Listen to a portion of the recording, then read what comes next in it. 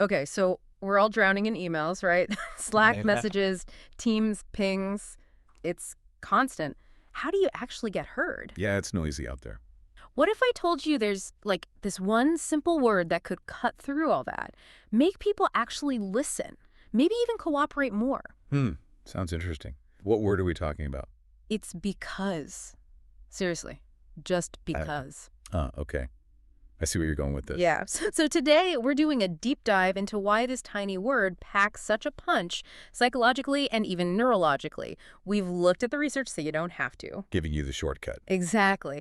Okay, let's unpack this. So it really starts with a core psychological idea, often called the reason-giving effect. Reason-giving effect. Okay, Okay. basically it just means people are way more likely to agree to something, comply with a request if you give them a reason, any reason, right? Any reason. That seems almost too simple. Does that really hold up? Like, is there solid proof? Oh, absolutely. There's a classic study, maybe you've heard of it, Ellen Langer's copy machine study back in the 70s. Vaguely familiar. Refresh my memory. Copy machine. Right. So researchers went up to people waiting in line for a Xerox machine. First, they just asked, may I use the Xerox machine? Yeah. Pretty straightforward. Okay, and how did that go? Got about 60% compliance, so, a bit better than a coin toss. 60%. All right. Then what? Then they tried adding a reason. May I use the Xerox machine because I'm in a rush?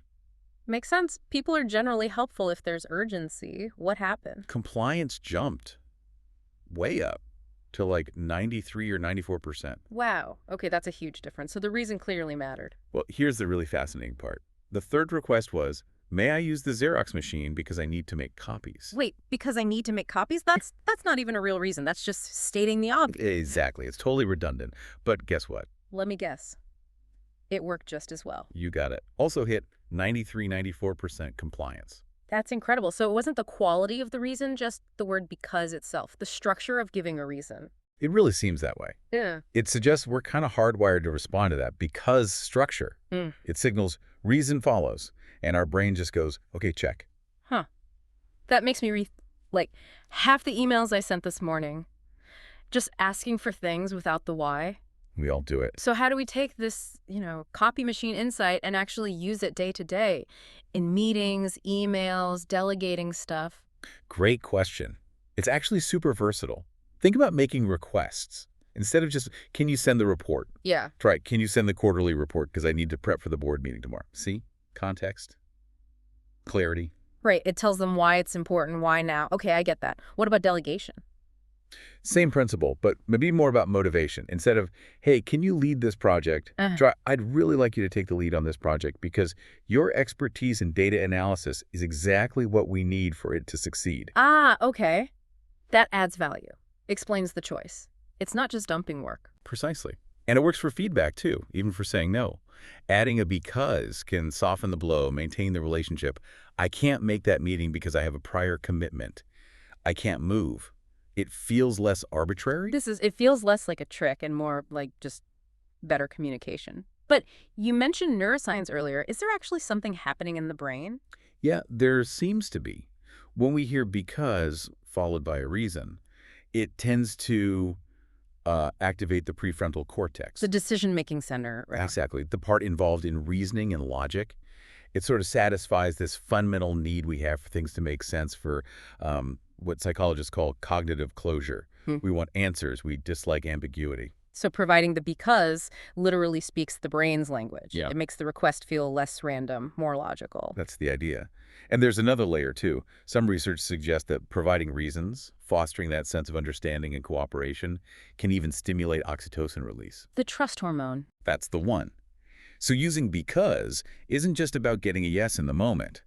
Over time, it can actually build trust, strengthen team bonds on a kind of neurochemical level. Okay, wow.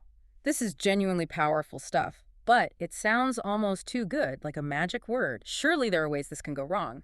Pitfalls. Absolutely. It's powerful, but not foolproof. You definitely don't want to overuse it. Right, starting every sentence with because would get old fast. It would sound unnatural, maybe even manipulative. And insincerity is a killer.